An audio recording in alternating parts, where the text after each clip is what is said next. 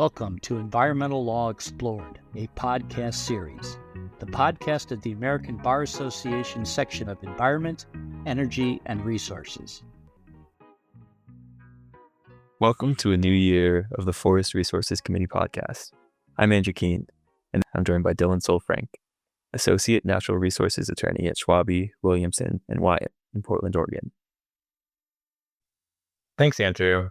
Like you said, I'm an attorney based out of Portland focused on grid and renewable energy development as well as forest management issues.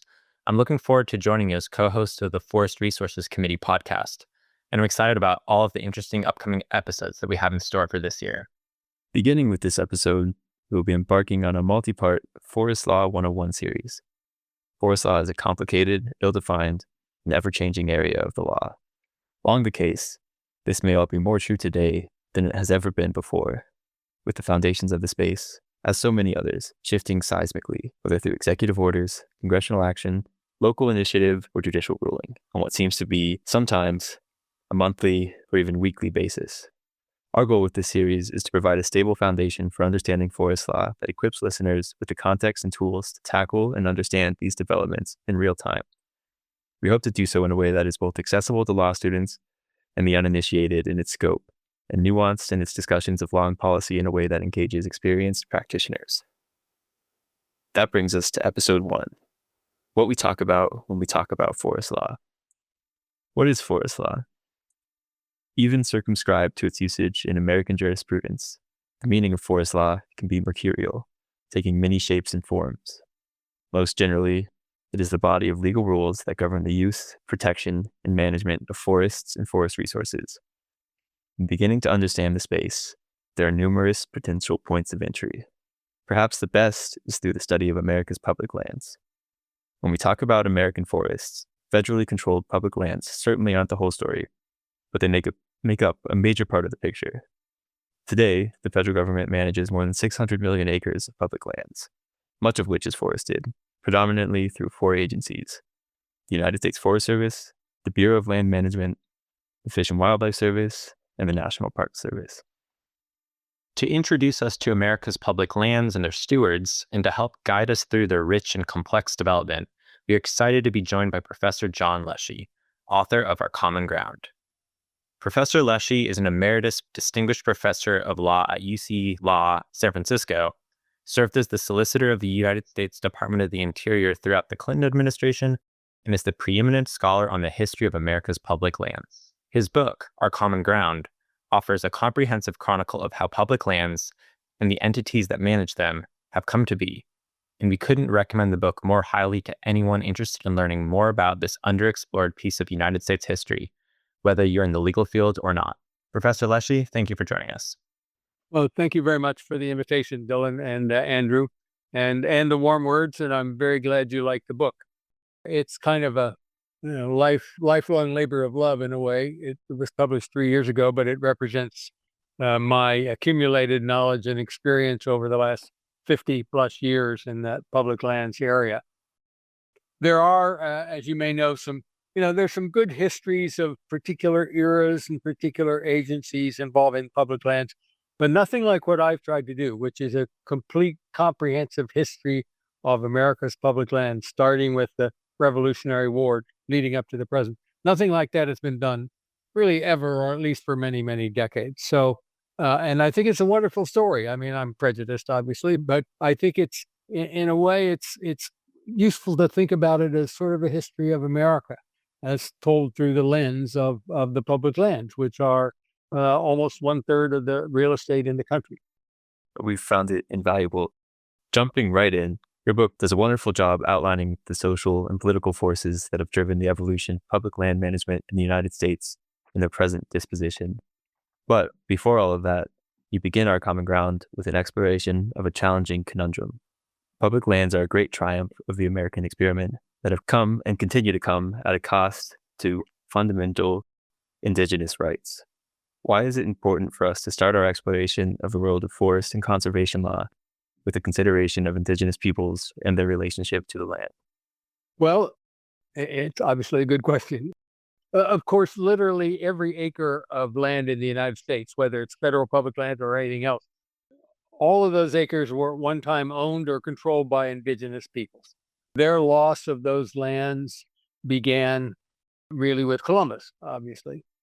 And a key point here, and I think one that is not well enough appreciated, is that the Native American dispossession, and in some cases their confinement to smaller land reservations that you'll see around the West in various places, that process of dispossession was basically completed not long after the Civil War, before 1890. And I emphasize that because it was around 1890 when the political movement gained traction to hold on to and protect lots of public lands and national ownership. So that movement started, around 1890. We'll talk more about that. But let me say it another way, and the reason this is important. The villains in the story of Indian dispossession were not advocates of holding and protecting lands and national ownership.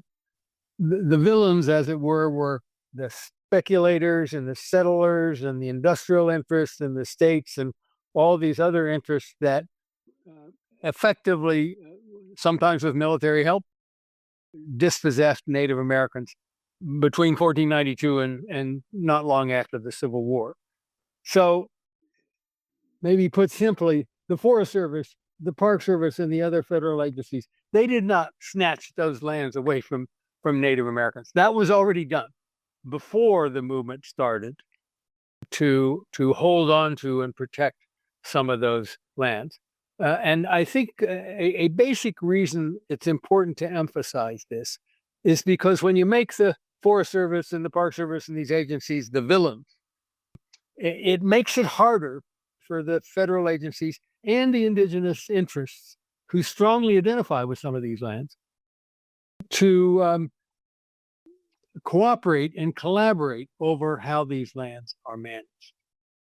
And in fact, both the federal land management agencies and the tribes and Native American interests have a lot to gain from collaborating and cooperating in the management of those lands. And in fact, the growing influence of Native American interests over public lands is one of the major developments in public land policy in the last few decades. I mean, when I started in this area more than 50 years ago, you would occasionally sort of hear of or run across a Native American issue, but it was not common. It was not kind of taken seriously and discussed. And today, just about everywhere, all the time, the federal agencies are in consultation with and collaborating with Native Americans that have an interest in the particular lands that they're managing. So that's a really important modern development, and it's worth underscoring. The story I tell about America's public lands doesn't really deal with the dispossession because that's a different story. That one started much earlier and was over before the story I really start to tell began, which, as I said, was around 1890. Thank you for that important context as we grapple with these issues. Turning now to the United States in its early configurations, where do we start? What was the genesis of America's public lands? Well, that's a really interesting and largely unknown story, and I start my book with that very thing, because there were no public lands when the United States came into being. That is, there were the federal government, the national government, did not really own or manage or control any or almost no public lands in public ownership. Remember that when the Revolutionary War happened, it was led by the 13 former colonies of Great Britain. And as they were getting success in the war and winning, they began to talk about, okay, now we need to form a national government. If we're going to win this war, what's going to happen? We need to form a national government. Well, one of the big issues in forming that national government was this. There were 13 colonies that became the 13 original states. They all had colonial charters from Great Britain. And one of the interesting things about these charters is that 7 of the 13 had these sort of vague, open-ended boundaries. For example, the King of England created a charter for the state of Virginia and said, and it shall extend to the farthest sea or something like that. So it had a kind of an open-ended western boundary. So that 7 of the 13 original colonies had claims to western lands west of the Appalachians. 6 states did not. They had fixed western boundaries. Their colonial charters fixed their western boundary, like Maryland was fixed by the charter where it is today. Now, the 6 states without the western land claims were very nervous, as they should have been, about the fact that these other 7 states had these sort of open-ended claims to vast amounts of land to the west. And the states without those claims basically said, we're not going to form a national government unless you guys cede those claims, give them up, because we want to have a fair competition here about moving westward. And there was a lot of discussion about this for a couple of years. And eventually the 7 states with the claims, led by Virginia, said, okay, we'll cede them. The price of forming a national government is for us to give up our open-ended western land claims. Then the question was, well, where do those lands go? Or where do those claims go? The obvious answer, and really the only answer, was, well, let's go to the national government. So the 7 states ceded their western land claims to the national government. That was the beginning of the public lands. And it illustrates a point which I think occurs over and over in public land history, which is public lands actually as an institution have helped unify the country. I mean, they have helped bring it together. We would not have had a national government formed absent this compromise over the western land claims between the states with them and the states without them. And the result was the United States shall own and control and manage these lands in the national interest. So that was the beginning of the public lands. Thank you for that. You mentioned it's a little known story, not one I had come across at any time before your book. Very interesting to learn. Now, with the foundation laid, we have a question for you that verges on impossible, because we'll be asking you to pack about 150 years into one tidy answer here. But in this series, we will be doing deep dives into the contemporary rules, statutes, and issues that make up forest law. So to do so effectively, we need to understand the major players in the space. While of the agencies we mentioned up front, the BLM, USFS, FWS, and NPS, the Bureau of Land Management sorts the largest share of land. Perhaps the best known of these 4 is the United States Forest Service. So, needing a target, let's head there.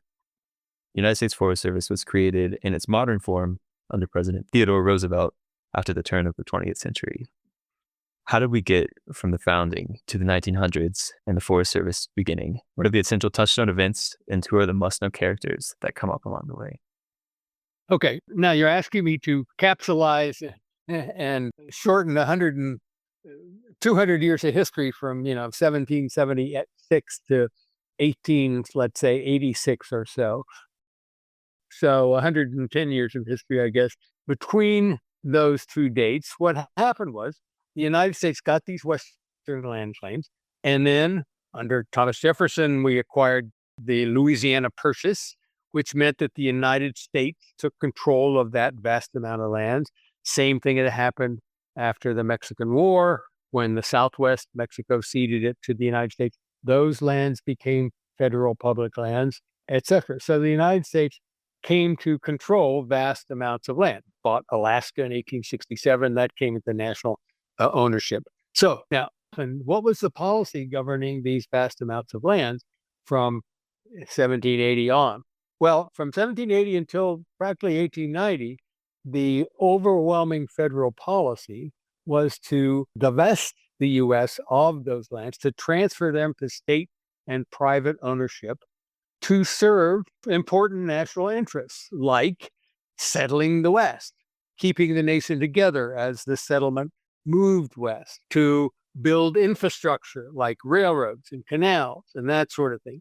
Federal land policy was basically devoted during this era to carrying out those policies. That meant things like Homestead Act and various acts that could transfer these lands to settlers, railroad land grant acts, canal grant acts, which transferred vast amounts of land to developers of infrastructure like railroad companies and the like, and transfer of land to new states. So each state got a kind of a gift of some federal land upon being admitted to the Union by Congress.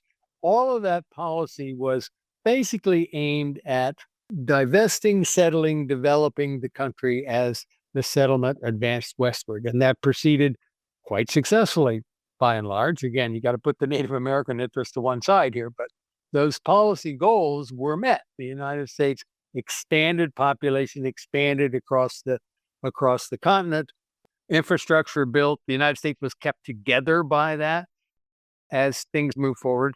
Then after the Civil War, things began to change, in part because the settlement basically reached the arid West, reached the lands west of the 100th meridian, where it was far different in character. As you know, it was more rugged, it was much more arid, there wasn't enough rainfall generally to supply large agricultural enterprises. The whole landscape was different. When that happened, as the settlement reached that area, the most important thing most people understood was water is a key factor here, water supplies. If the settlement is to proceed, there have to be safeguards to water. And the concern grew at this time, a legitimate concern, that if the United States sort of privatized all of these areas, including the headwaters areas that supplied the water in much of the West, if you turn them over to miners and to loggers in particular, those water supplies could be jeopardized.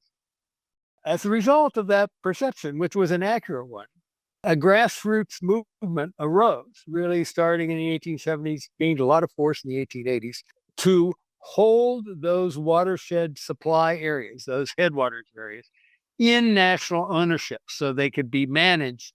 The water supplies could be safeguarded and allow settlement to proceed in an orderly way. So the concern about water supply and protecting watersheds was the primary reason for the creation of the National Forest System. And the signal event in the creation of that system was a statute that Congress passed in 1891, which was called the Forest Reserve Act.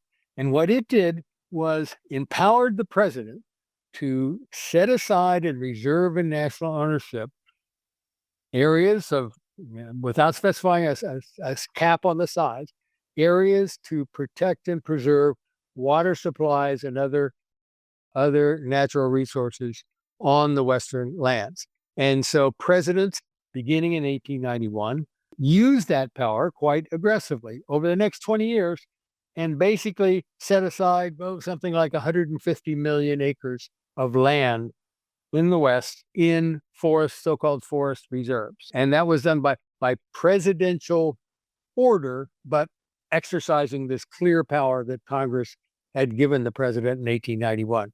Now, Theodore Roosevelt is sort of credited with the idea that, he's the father of the national forest system. He's responsible for all the public lands, blah, blah, blah.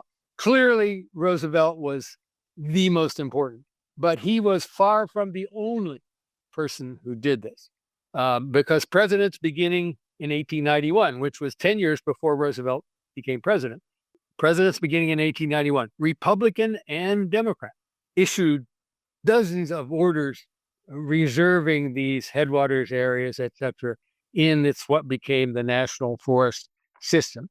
And I should also emphasize, and this is also a kind of misunderstood point, I think, which is this was not a national power grab. This was not, the president coming out of nowhere saying, I'm going to write an order setting aside all these lands. Presidents, almost in every case, were responding to grassroots petitions. So if you look at the histories of things like the California National Forest in the Sierras, those were the result of local governments and local citizens in the Sierra region and in the Central Valley saying, hey, we got to protect that water supply up there because it's really vital to us. And so we want the federal government to set aside and hold those lands to protect those water supplies. So it was grassroots petitions, which really resulted in the creation of of the National Forest System, largely between 1891 and 1909. I mean, by the time Theodore Roosevelt left office in 1909, the vast bulk of lands that are now in national forests were already in national forest, with one exception, important exception, which is the Eastern National Forest, because that came a little bit later in another act of Congress. And I can talk about that as well. Well, let me give you 2 minutes on that. So at the same time, the president was setting aside lands the U.S. already owned and controlled in the National Forest System. In the eastern United States, there arose a grassroots movement to basically have the national government acquire from private and state owners the tops of the watersheds in the east, in the Appalachians, in New England, and in the south, in the southeast, with the same objective, that is, protecting water supplies. Now, in the east, most of those lands were logged over. And so Congress in 1911 passed something called the Weeks Act, which authorized the president to acquire and hold in national ownership forested lands for the same purpose as the Western National Forest had just been created. Again, not a Washington power grab, because the Weeks Act says that the United States can acquire lands for these Eastern National Forests only with the consent of the pertinent state. So the states had a veto, and they all supported.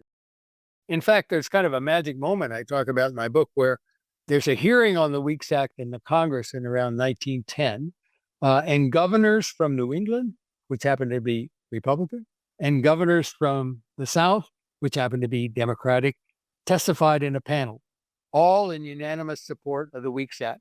And at one point, the governor of Massachusetts says, this is the first time in the history of the country that Republicans and Democrats from these different regions of the country have come together to support a particular position, the Weeks Act, which was in fact the first modern environmental restoration law in American history, because it was basically aimed at restoring forests that had been denuded and logged under private owners prior to that. So that's how the Eastern National Forest came about, which kind of mimicked the Western forest, although acreage-wise, it's considerably smaller. They're out, I think, 30 million acres or so in Eastern National Forest and 150 million or so in the Western National Forest. So again, not a top-down power grab, but a grassroots support. Now, I suppose you want me to talk, that's about the national forests. Now the question is, who manages them, right? Where did the Forest Service come from? That is a quite complicated story politically, and it goes something like this. Congress passes the Forest Reserve Act in 1891, authorizing the president to create these forest reserves. Presidents immediately start creating them. Then in 1897, Congress says, okay, now here's how these forests should be managed. And this was the first so-called organic act, or the first management charter for the national forest. And it was enacted in 1897. Now, at this time, all of the public lands were under the aegis of the Department of the Interior in Washington. So the Forest Service was created inside the Interior Department initially to manage these forest reserves. And then between 1897 and 1905, there was a lot of complicated politics and over what the future of the Forest Service was going to be. And here you have Theodore Roosevelt and Gifford Pinchot becoming key players. Pinchot was a longtime associate of Roosevelt and an early so-called conservationist. Frankly, he was kind of power hungry. He wanted to have an agency to manage under his control. He wanted the Forest Service. But he didn't like the Interior Department. He thought the Interior Department was not doing a particularly good job, and he didn't want to become just a kind of functionary in the Interior Department. So he agitated to have Congress take the Forest Service out of the Interior Department and put it in the Agricultural Department, where he would have independence, a great deal of independence, particularly from the Interior Department. Eventually that succeeded. And in 1905, Congress took the responsibility to manage the national forest from Interior and put it over into the Department of Agriculture. And Gifford Pinchot became the first chief forester of the United States. And Roosevelt supported that. So that's how the Forest Service came about, and particularly how it came about that it ended up in the Agriculture Department rather than Interior. It was kind of a, sharp elbow sort of thing, political power play. Pinchot was very good at politics, understood how to get things done, and so he succeeded in having the Forest Service established as an independent agency under his control inside the Ag Department, not the Interior Department. So the other three agencies have remained in the Interior Department. The Forest Service stands alone over in the Agriculture Department. And over the years, as you might imagine, that has raised some interesting complications and differences among the agency. But the Forest Service, it's fair to say, was the first federal management agency for federal lands established. Originally 1897 in Interior, then moved to Ag in 1905. The other three agencies were established later. Park Service was next, 1916. Fish and Wildlife Service kind of gradually was established over the 1920s and 30s to manage the wildlife refuges. And the Bureau of Land Management was established in the 1940s to manage the rest of the lands, the so-called remaining lands. But that's why the Forest Service has such prominence, is because it was kind of the leader. It was the first federal agency established for that purpose. Well, thank you once again for providing some helpful context. It's interesting to see how the management of public lands in this country has been interrelated with the development of the country at large throughout the 19th century.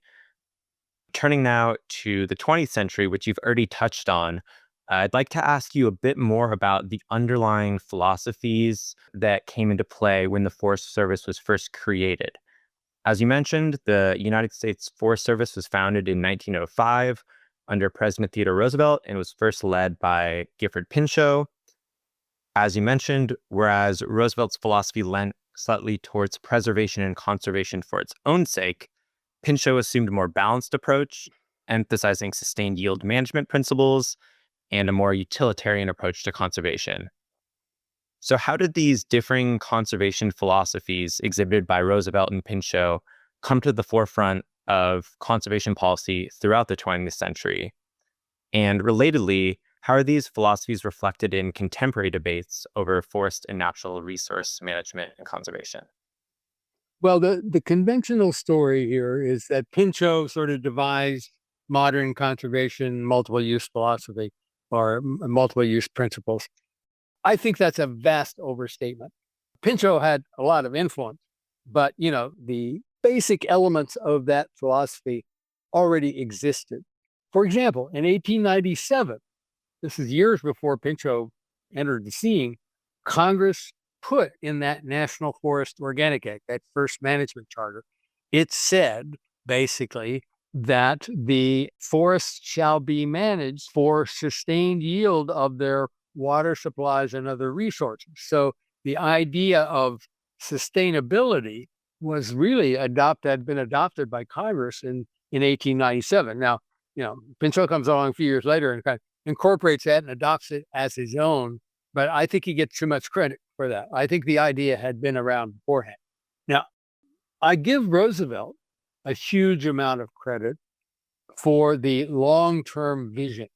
That's what he brought to federal land management, more than Pinchot, more than anybody else, because Roosevelt was always talking about future generations, and we need to manage these resources so that future generations can enjoy them as we do.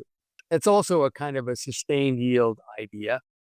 And it's also an idea that the people should decide how to balance among the various uses with that long-term principle of sustainability in mind. So those ideas emerged. As I said, I think Pinchot gets too much credit in saying he's devised these things. I give Roosevelt a great deal of credit, but the ideas had also been blessed by Congress before Pinchot came on the scene. Well, thank you for your response once again. I'm glad to hear that about President Roosevelt. I'm a personal fan, so it's good to hear that he lives up to his title as the conservation president, as I've heard him be referred to before. Along this same line, since the founding of the Forest Service, the debate over the various uses and values of public forests has prevailed. The passage of the Multiple Use Sustained Yield Act of 1960 attempted to quell this debate by incorporating the various interests to be served by federal forests into a legal mandate, requiring that national forests be managed for a host of interests and values. As you know, these include outdoor recreation, range, timber, watershed, wildlife, and fish purposes. So how have laws and policies evolved to balance these competing interests, and how has this balance changed over the last century? And if you feel inclined to share, I would also be interested to hear your personal opinions on how to balance the multiple uses and resources provided by public forests and lands generally. Okay, really interesting question. And you're right in highlighting the Multiple Use Sustained Yield Act of 1960 because it enacted a additional gloss on the national forest management principles by saying that they shall be managed for these multiple uses, outdoor recreation, range, timber, etc., and shall be managed on a sustained yield basis, multiple use, sustained yield. Now, as I explained already, sustained yield had been a concept that dated really back to the 1890s, was in the 1897 Organic Act. So it wasn't a new concept. It was refined by the 1960 legislation, but it was not a new concept. It was already in law. As far as multiple uses are concerned, that's a bit more complicated because the 1897 Act, for example, was totally silent on livestock grazing as a use of the national forest. It just didn't say anything about it at all, even though acre for acre livestock grazing at that time was the largest use of the national forest. So it's kind of odd when you think about it. Here comes Congress to pass a management charter for these national forest lands and says not a single word about the most prominent use, livestock grazing. Now, everybody understood that was a dodge, in effect, and that Congress intended to have the livestock grazing managed under a permit system, but it just didn't say anything about it in the law. And the agency, actually here, the Forest Service, before Pinchot got there, started a permit system under that 1897 Act to manage livestock grazing. So livestock grazing had always been a use of the national forest. Outdoor recreation had also always been somewhat of a use of the national forest lands from the beginning. Now, particularly outdoor sport hunting and angling and that sort of thing. That was always a use of public lands, acknowledged.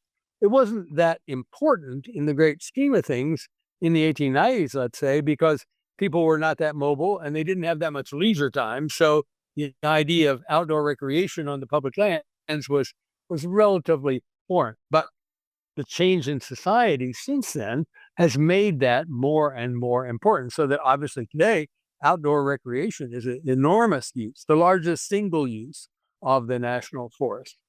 But it was there from the beginning. So put another way, the 1960 Multiple Use Sustained Yield Act didn't really enact anything new. What it did was sort of ratify what had already evolved, that the national forests will be managed and are being managed for these multiple uses. And it confirmed what Congress had already said, which is that these resources should be managed on a sustained yield basis. And so the 1960 Act wasn't really that important. I mean, it was important in that it sort of confirmed and ratified what was already going on, but it didn't open new doors or break new barriers or anything. It was really more about Congress saying, okay, this is what they're doing, and we're fine with it, and we agree with it. I should tell you one other curious thing about the 1960 Act. At the time Congress passed that act in 1960, there was a vigorous debate underway in Congress over something called the Wilderness Act. And the Wilderness Act, which became law 4 years later, 1964, created a new system of federal lands that was by far the most restrictive, because lands in the wilderness system can have no roads, can have, generally speaking, no mining, no logging, no industrial development of any kind whatsoever. I mean, it really, wilderness is to be managed basically for preservation. So the question was raised when Congress was debating the Multiple Use Sustained Yield Act by wilderness advocates saying, well, is the Multiple Use Sustained Yield Act that you're about to enact going to say anything about wilderness? And is it saying we can't have a wilderness act or whatever? Congress, in its wisdom, put a sentence in the Multiple Use Sustained Yield Act that said, and oh, by the way, if Congress ever got around to enacting a wilderness system, it is not going to be inconsistent with the Multiple Use Sustained Yield Act that we're just now passing. Now, in terms of the multiple uses and how one balances those and chooses whether to emphasize wildlife or recreation or mining or logging or whatever, obviously it's a balancing act, and that changes over time and has changed over time. And generally speaking, it has changed over time in response to public opinion, so that logging and mining in particularly fossil fuel development, has become more and more restrictive or become the primary use of fewer and fewer lands. And outdoor recreation, wildlife, protection of natural values has become more and more important. That's just the result of politics.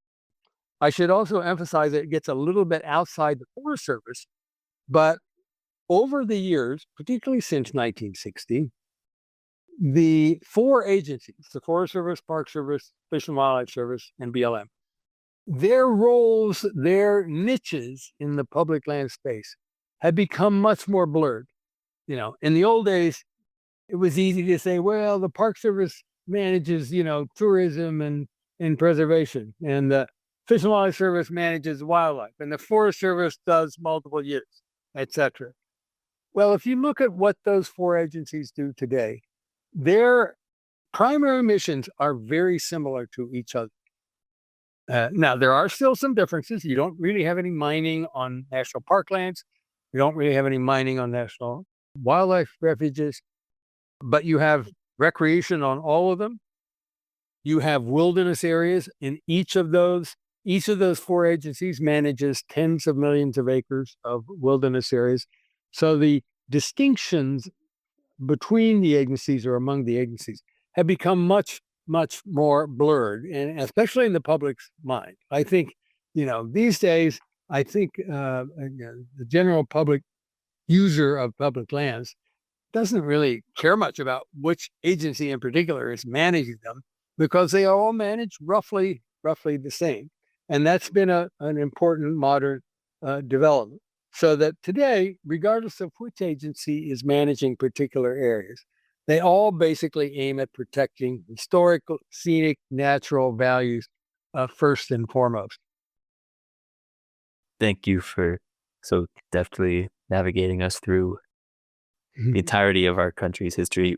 We're going to make one more jump forward in time now to the present and to the question that I selfishly have been most eager to ask you. No small part of your work in your lectures centers around debunking certain myths about the history of management of America's public lands. Many of those myths you target frame public land management as a divisive issue, polarized either politically, socioeconomically, or geospatially, when, in fact, you suggest the historical evidence points to the contrary, towards a common interest in the public lands as a great unifying force. I'm curious if, under the second Trump administration, in the face of a litany of changes, which include executive orders purporting to unilaterally expand timber harvests, significant staffing cuts across the National Park Service and other land management agencies, the proposed repeal of numerous forest land protections, such as the Robus Rule, and most recently, to the time of our recording, the DOI is opening up for more than 13 million acres of public lands to coal mining, you still look at things the same way. Can you square this political moment with the broader unifying trends you identify? Or is there something truly different about where we find ourselves today? My answer is, at this point, it's very hard to say. It could be, yes, we are at a pivot point where the last 130 years of history of public land management, which has gone in the general trajectory of holding and protecting more and more land, that we're pivoting away from that. That's the sort of bottom line of many of the Trump policies. And so this could well be a major inflection point, and public land policy 10 years from now could look quite a bit different from how it looks now. That's entirely possible. At the same time, it's probably a little too soon to say that's inevitable. And let me give you an example, which just happened 3 months ago, or which was, I think, a very interesting example. The Trump administration has done a lot, as you mentioned, to initiate, rolling back the roadless rule, et cetera, et cetera. The Trump administration had also crafted this great big beautiful bill, act that President Trump signed into law on July 4th, which made huge number of changes of all kinds of policies across the board. Public lands was just a small piece of it. But as that great big beautiful bill was going through Congress, Senator Mike Lee of Utah proposed an amendment that would have called for selling off millions of acres, not huge number, but millions of acres, 10, 20, 30 million acres of public lands, primarily managed by BLM, but also some managed by the Forest Service. So he proposed this amendment, and then, to the surprise and shock of many, there was a huge adverse reaction across the board politically, so that local politicians in places like Idaho and Montana and other places said, no, we love our public lands. We do not want to sell them off. There was a huge backlash, bipartisan backlash. And so Lee dropped the amendment. And that was seen, properly so, I think, as a huge victory for advocates for holding and protecting public lands. Because there was. I mean, Lee made this proposal, relatively modest proposal, to let's slice some of those off, and got a huge say, no, across the board. Having said that, the great big beautiful bill that Trump signed into law a few days later did contain some pretty far-reaching provisions that could dramatically change public land management over time. Let me give you a couple of examples.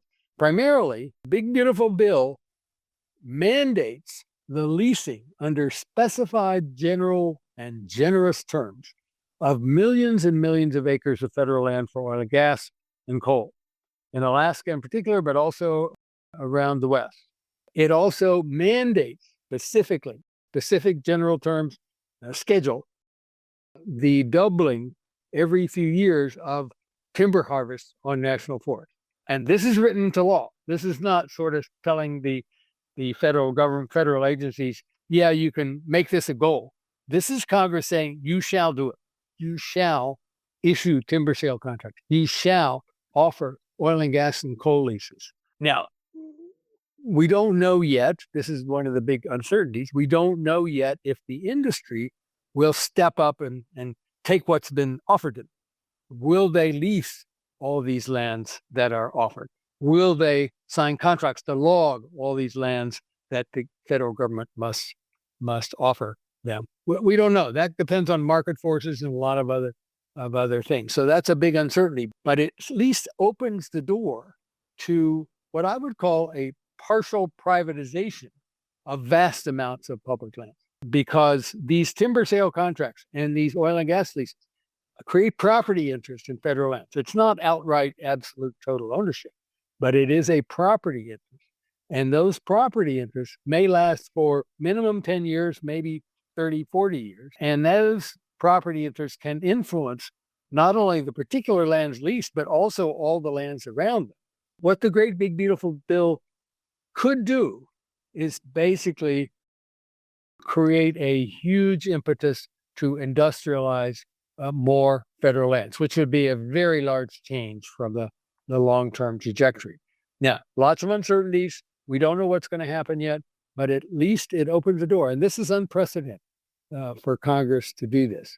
And this was, I'll give the Trump administration credit here, because it crafted the bill. It crafted the bill primarily in close cooperation with the oil and gas interests, and to some extent with the logging interests. But it's a Trump administration policy, and it's the law now.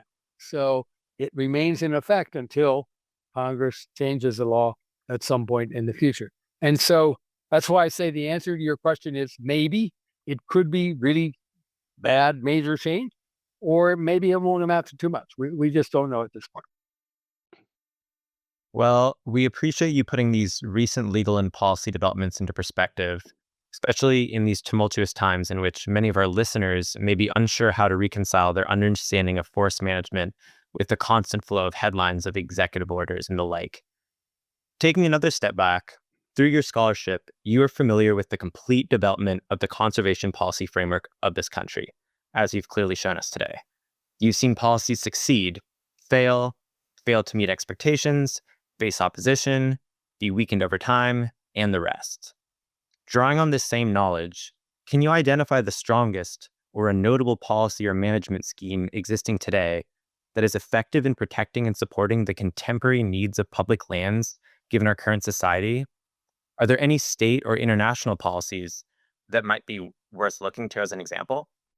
It's a really good question. I should say, and let me back up here, America's public lands, the forest system and the park system, et cetera, has been a kind of beacon for the world. When those policies were put together, late 19th, early 20th century, no other country in the world had policy toward land holding and management like that. And the United States' efforts here became influential and copied in many, many countries around the world. So we get a lot of credit. They deserve to get credit for the kind of moving world policy in this direction. But are there places now to look to for how to improve what we have? Well, the sort of bottom line here of public land management, and most people, I think, don't appreciate this well enough. The bottom line is this is all politics. I mean, politics, small p politics. This is our political system. The courts have very little to say about public land policy. They have kind of stepped aside and said, this is a matter for the congressional and the executive branch to work out. And the Congress and the executive branch have worked it out over the last 130 years. And so as politics change, public land policy can change. And that's the big uncertainty right now. Clearly, our political system is not working very well. There's a lot of polarization, et cetera. And this has definite potential bad effects on public lands. We don't enact laws and adjust laws and modify them as easily as we used to because our political system has basically become polarized and sort of paralyzed. Now, that's a much bigger problem than public lands, but public lands are at the mercy of that. And that's why there is so much uncertainty now about the future. I don't think there's any particular policy I would point to or country that I think manages their public lands better than we do. At some point, it's all a matter of kind of local politics and a country's culture. And so public land policy in the United States is very deeply imprinted in U.S. political culture and vice versa. So it's very hard to say, I can't cite a particular example. We should be doing this or we should be doing that improvement. Clearly, there are flaws in current public land management. My favorite one, the one I've kind of worked on off and on for about 60 years, is that we still operate under a mining law that Congress passed in 1872 and has never been significantly changed. So we're operating under a mining law that's more than 150 years old. President Grant signed it into law. And there are various reasons. I even wrote a book once about why Congress has never gotten around to changing that law, but that's a real defect. And by mining here, I mean hard rock mining, so-called copper, the precious metals, that sort of thing.